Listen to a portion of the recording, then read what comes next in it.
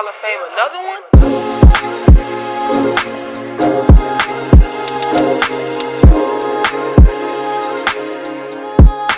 Everybody's the bench starters. James. No.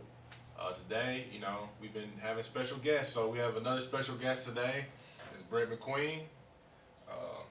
A quick story. Before I went to go play at Park my last couple of years, even though I still got hurt and stuff like that, Brett really saved my body.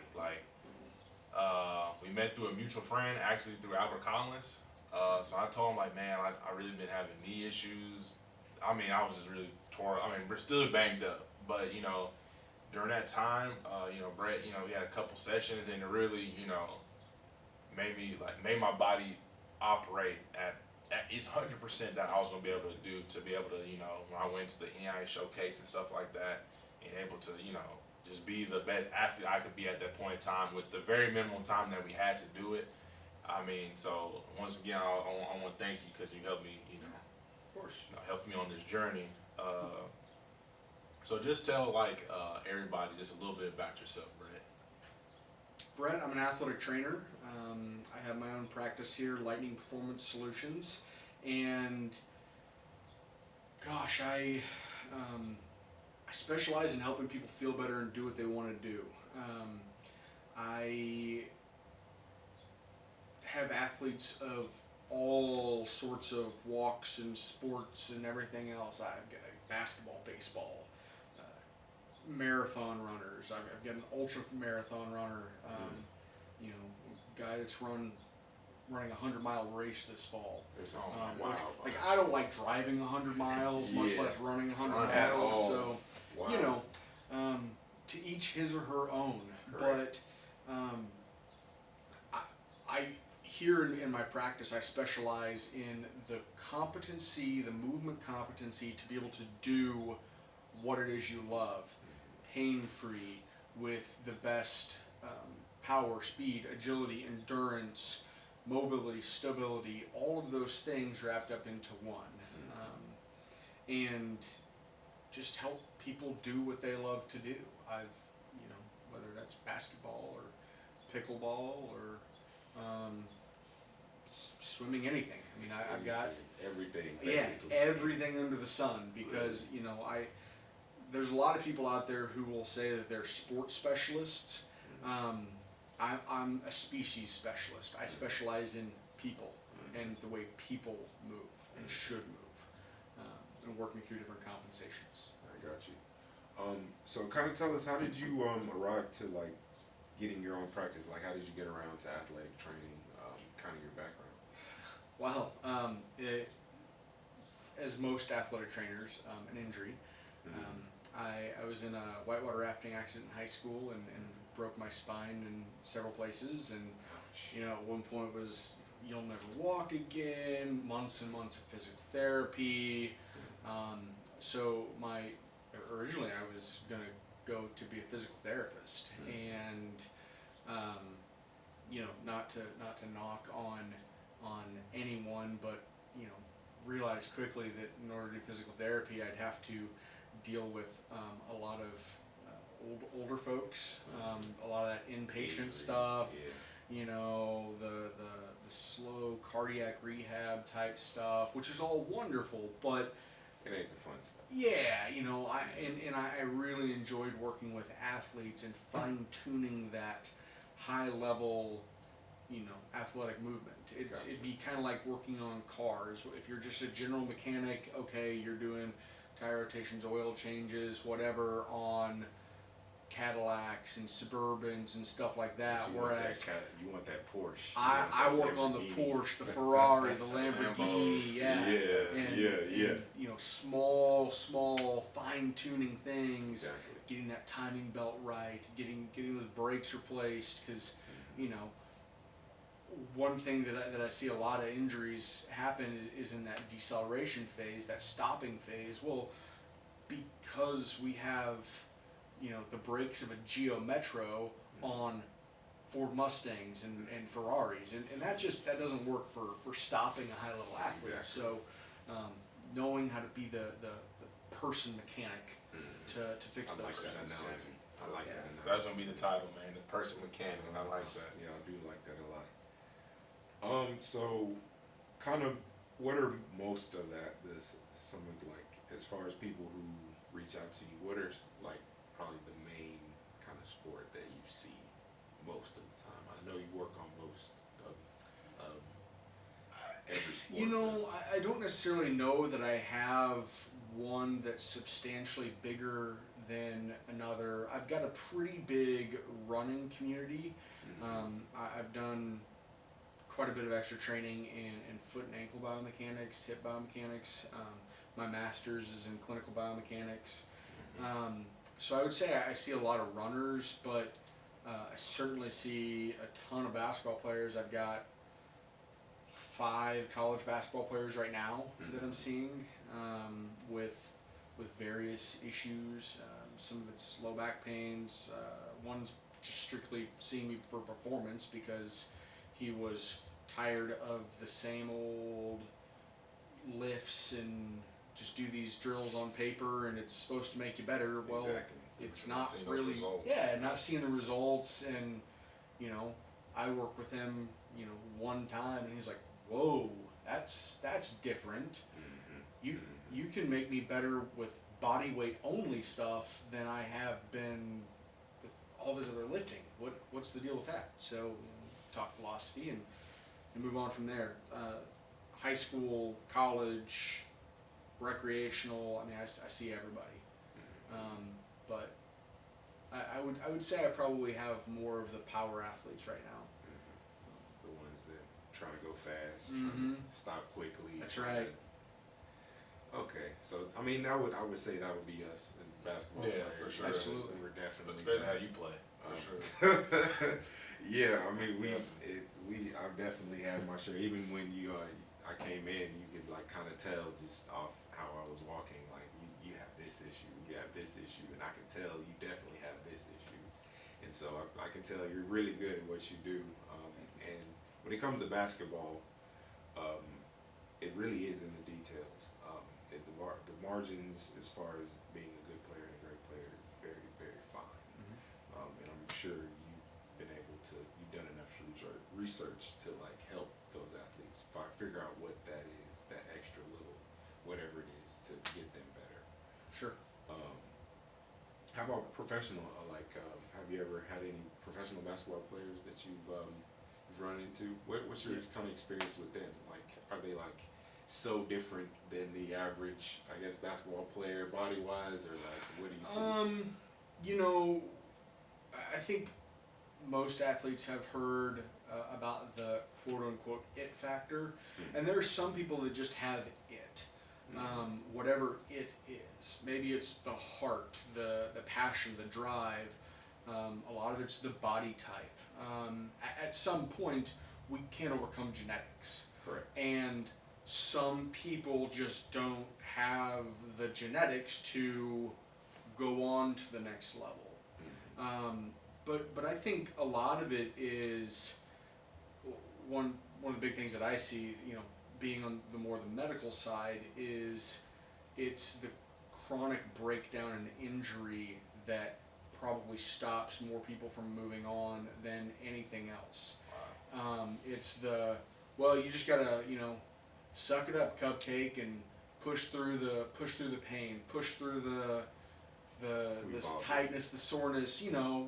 Coaches. They don't know anything. They They don't know any better. They don't know any better. Yeah, It's not like they're uncaring. It's just they don't know any better. Their coaches coach them like that, and their coaches coach them like that. So Absolutely. it's not like rub some dirt on it, Sure. get out there and go. Absolutely, and to an extent, you need some of that, and I, you'll attest, I can be just as cool or as heartless as I need to be to Get the push you and desired light that result. fire. Yeah. But at the same time, we're going to take into consideration all of the other factors. Things that I know. I know that athletes who tend to struggle with a lot of aches and pains and performance deficits tend to be in a higher risk category for different substance abuse or risky behaviors to help cope with that. I know that, one of the big things we talk about right now is vaping among young kids and developing athletes. What is Vaping, that high concentration of nicotine okay, will yeah. bind to different receptors in the body and actually block the potential for muscle contraction and nerve conduction. So you decrease your body's ability to use its own power by using that nicotine. Sure, it makes you feel good, whatever, but it really does slow down and hurt athletic potential.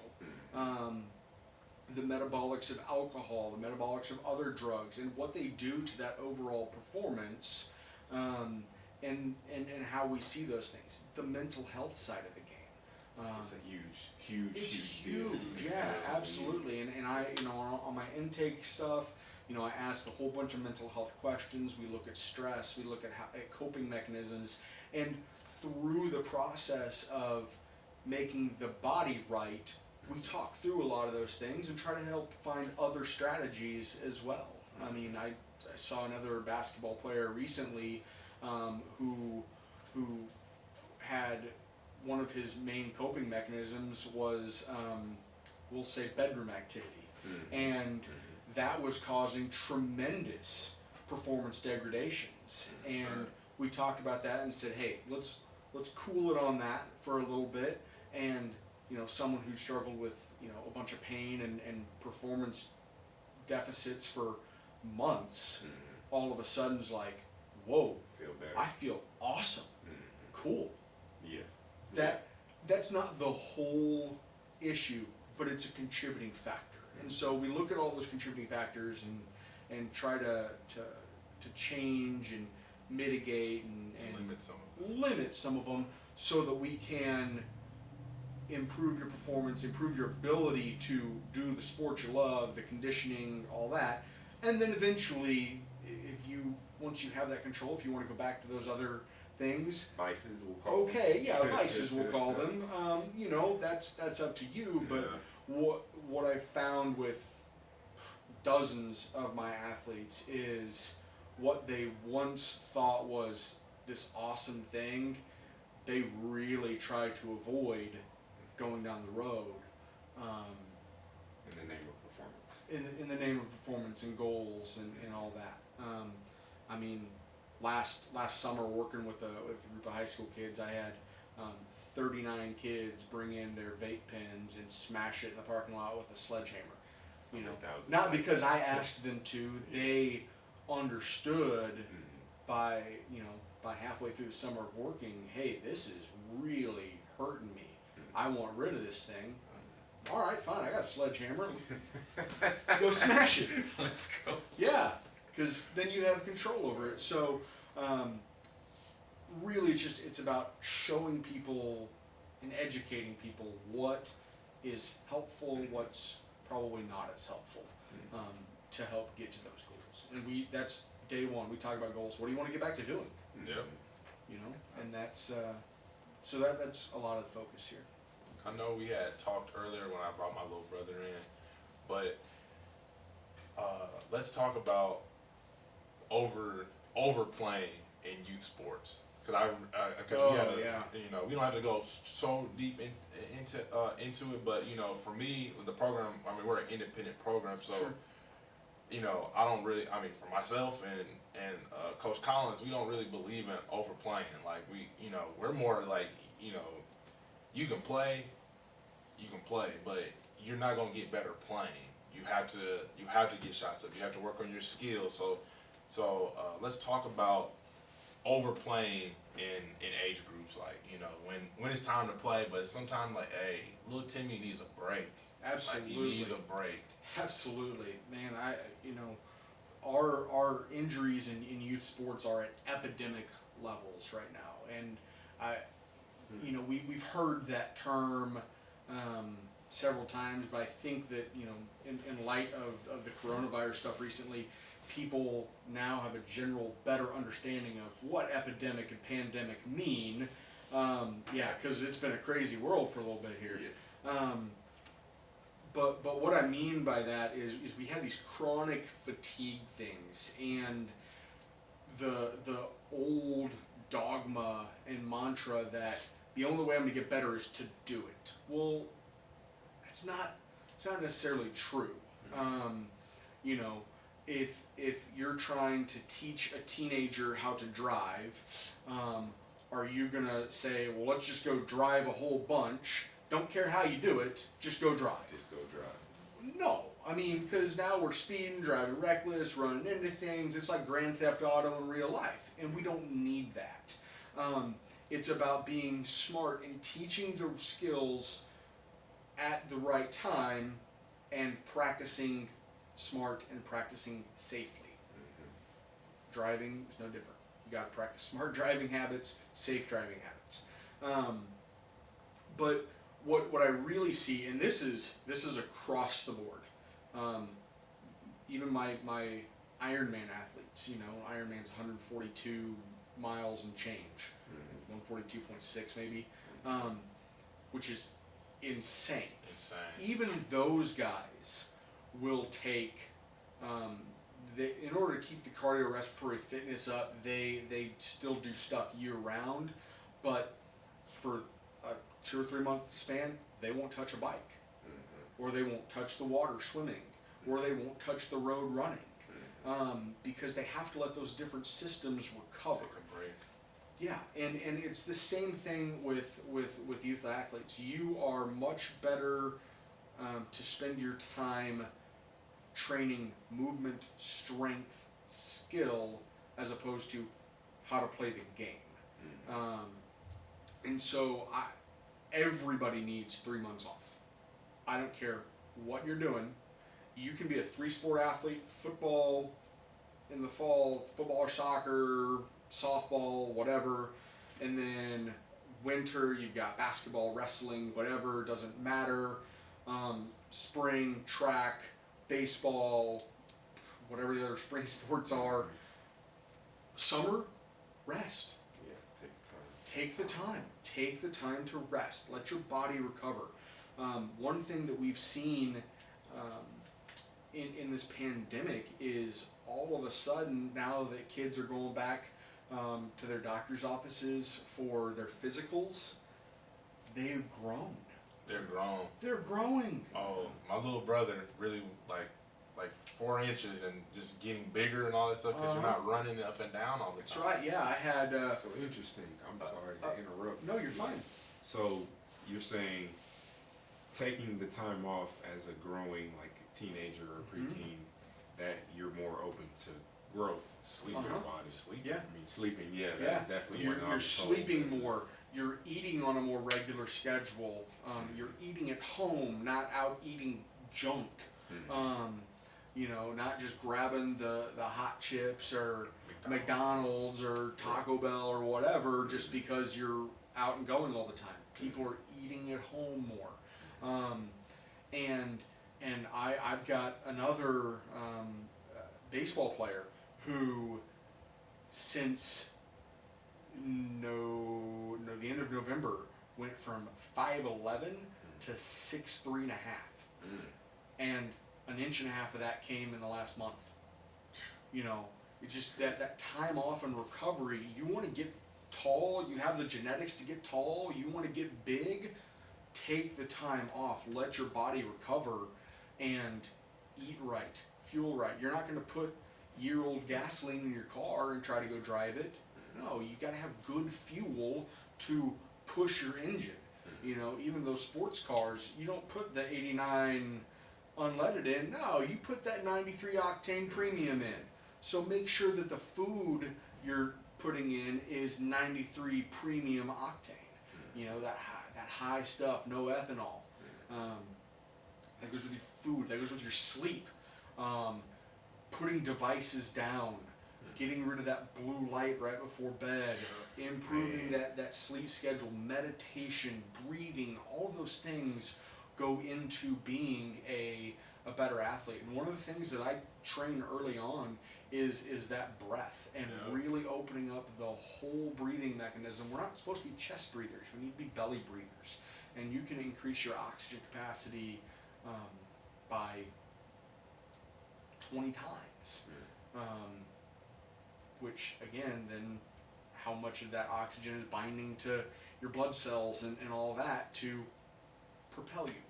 I probably should have met you 10 years ago. You know that 10 years ago is a parent thing, so hopefully the parents on here that's watching, they understand dude, your kids can play so many games, but if they're gonna be that 1%, and it's already hard to be in this 1%. It's hard to be in that 1%. It's working hard, luck, and then just having people like Brett, or just being blessed of not getting hurt like that. And then you make it to the level where then you get Brett's, you know what I'm saying? But and then Brett's he's a guru, so understand as a parent it is an investment. I think that's the biggest thing sometimes people don't realize.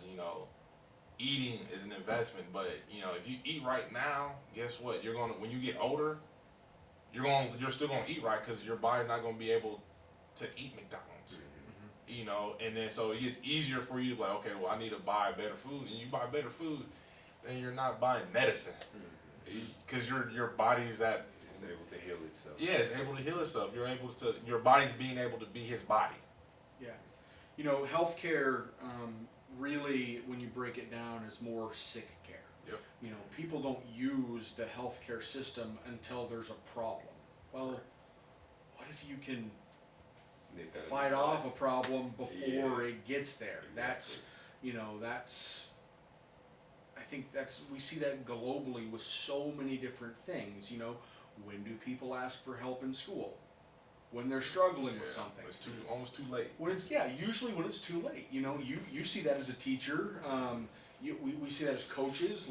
Coach, what can I do to get better at this? Well, season's halfway over, son. Work 3 months ago. Yeah, work harder 6 months ago. Put in your time in the off season. Yeah. Show up on time. Get your sleep. Eat. Just all these things.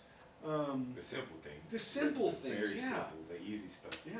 Control the things you can control, and sometimes that means making an investment and going in and seeing somebody like me, and there's certainly others in the Kansas City metro area and all across the country who do similar work. I'm hyper specialized in what I do, and so to see somebody exactly like me, we're kind of few and far between, but I'm certainly not the only one. So if some of the viewers are not in the Kansas City area and need help connecting with somebody in Texas or California or wherever, I can always help steer people that way. At the same time, I had a college soccer player and then a former college baseball player, now pitching coach, and MMA, semi-pro MMA fighter. So those two guys flew in from different parts of Florida last week. One flew in Thursday, one flew in Friday, just to see me and get fixed.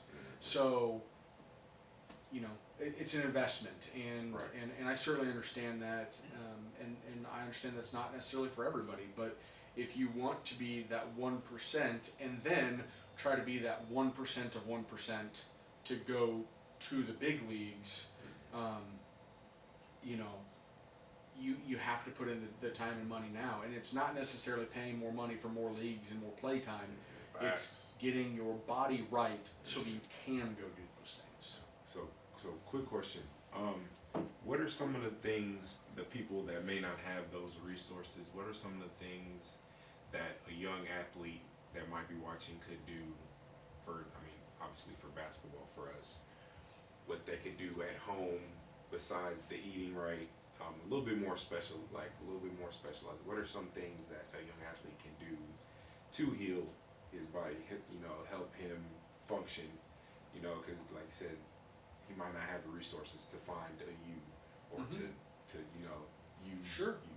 So what are some things that he could do, I guess, at home or at school? to help Absolutely, himself? yeah. So aside from the eating right, sleeping well, um, doing the things you need to do to be successful in school, routine, routine.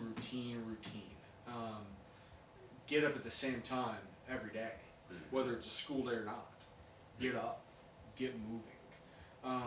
Go to bed at the same time every night.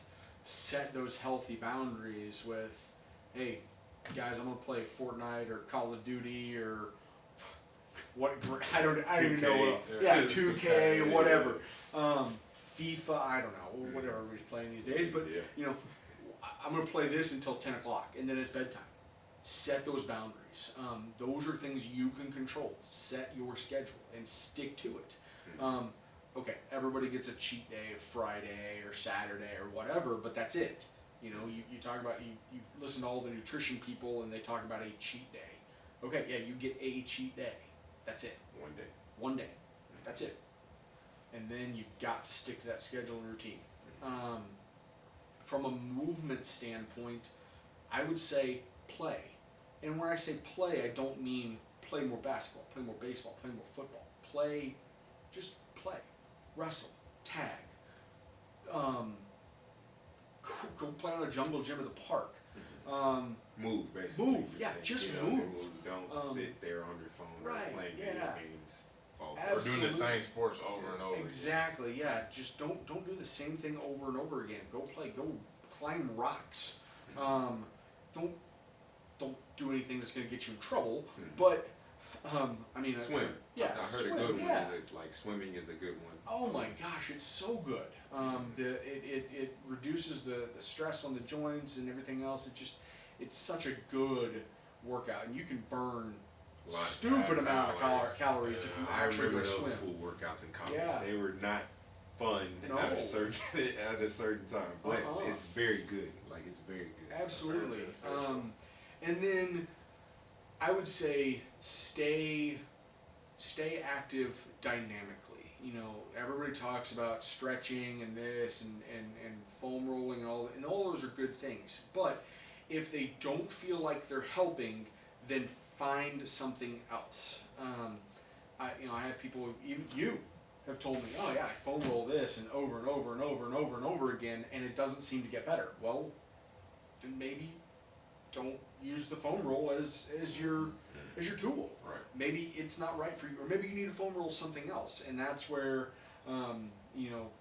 getting with your coach or getting with an athletic trainer, physical therapist, chiropractor, whoever, can be really helpful sometimes. But even then, not everybody has all the answers, and I don't even have all the answers. But I always reserve the right to get less done, and so it's a constant learning game for me on how to make people better. And so just find those resources. I mean, the internet is full of as much crap as it is gold. Yeah. So for sure. find the experts in your field. A lot of those guys I know. A couple of the NBA guys were posting a lot of body weight workouts and dynamic stretches, dynamic routines through the whole quarantine. And I had several people ask me, well, don't those guys have full gyms at their house? Well, yes, but what they're doing is they're showing everybody who doesn't have access to that full, $90 million gym and everything at home, that you can do these body weight movements, you can do these dynamic stretches, these static stretches, and get better because they will help you. Everybody has access to body weight. And a lot of the corrective drills I do are body weight. Because if you can't own a movement with just your body, why are we going to load it? Which is, it's funny that you say that, because a lot of times in college, and this is early, it's 2010, 2011, so a lot of this information that's out nowadays wasn't back then. Sure. But like, that's really how the athletic trainer in our gym strength coach. Yeah, strength coach. Strength He was coach. all about like adding stuff, and it seemed like some guys just aren't really built for that. Like some guys just naturally are bigger guys, muscle-bound guys that are able to, like, you can load whatever on their body, they're gonna be able to do it. But They're gonna adapt to it. yeah, Different bodies. Everybody's different bodies. And then Absolutely. some of them- In basketball, you know, I am all for basketball players lifting and lifting heavy, but if you have pain doing that or you can't achieve the correct range of motion to do that, then we're not going to load it. That's silly. I think it is too. You know, you're not going to, you know, to change the tire on a semi truck, you're not going to put it up on a couple pieces of styrofoam, are you? No, you're going to make sure that you've got a jack that can actually lift it and hold it and support it. Yeah. Your body, you know, is the same way. You gotta have the right jack or the right shock absorbers. You're not gonna put shock absorbers for Toyota Camry on a F-150. No, you're just not gonna do it. Asking for trouble. Exactly. So why do we do that with the body? It's just. Yeah, I mean, it sounded really foolish back then, but then I was just a freshman in college. I don't know anything. I'm just trying to keep my scholarship, dog. So So, I was like, let me go ahead and. I'm finna hold this. I remember one exercise. We used to sit cross-legged. I'm gonna hold this plate up, and it was like a 2-minute hold, and I used to struggle with that, and it was because my back was awful. And it's Sure. like I don't have like, but I remember that specifically, and I was like, man, why are you? You're trying not to let your teammates down. Yeah, That's it's the like thing. because if Yeah. you let If you that mess plate up, down, oh, we gotta pick it all up. We gotta do it. Absolutely, Yeah. and I'm all for the team building exercises. Exactly. I can't emphasize those enough, Oh, for but sure. I think there are ways to achieve that goal without creating more dysfunction. Exactly. Well, we learned a whole lot. I know I did, well, man. Let's go to the question that he asked. You know, since we are basketball channel. So what are the injuries that you most see with basketball players? Oh man, knee pain. Everybody has that patellar tendonitis, which really is, you know, in my opinion, probably just an overloading of the knee because of a hip or an ankle issue. Ankles. Anybody in the room ever rolled their ankle? You know, pretty much everybody. Yeah. Low back pain. And a lot of shoulder and neck pain too. So I mean, those are probably the most common ones. A lot of I'm seeing a lot more hip pain issues with basketball players. But man, there's so many and so many things that can be done about all of those that, you know. They just gotta find you. Yeah, that's right. You gotta find me at Lightning Performance KC on Facebook and Instagram, and www.lightningperformancekc.com will get you to me, and we'll be happy to see anybody and get your playing right. You know, Brett. You know, again, you always help me out. So I just wanted to, you know, put us. I mean, our platform. I wanted to put you out there. So you know, any way I can help Appreciate you, that. as much as you help me and my little brother. You know, I appreciate so much, man. I really do. Absolutely. Really do. Absolutely. Yeah, I look forward to working with you, man. Hopefully, we'll be able to get this back issue fixed out. There's no hopefully. Be man. another testimony. No. Hopefully, we'll get it done. All right. for sure. As the great Yoda once said, "Do or do not. There is no try." Actually, haven't heard it. Which Star Wars is that? Whichever one where they're in the jungle. I think it's number 5. Em- So the second of the original The second. series. I think Empire Strikes Back. Sure, I don't remember the names. I just know them by the numbers. Yeah, no, You know? I There's used 4, 5, 6, and then 1, 2, 3, and and then it was like what? then who knows what's going Yeah, on. I didn't know what was going on. I thought I had read the originals, and then they started coming out. I was like, what Yeah. is going on? I'm sure a quick Google search could solve that for us, Of but course. it's semantics.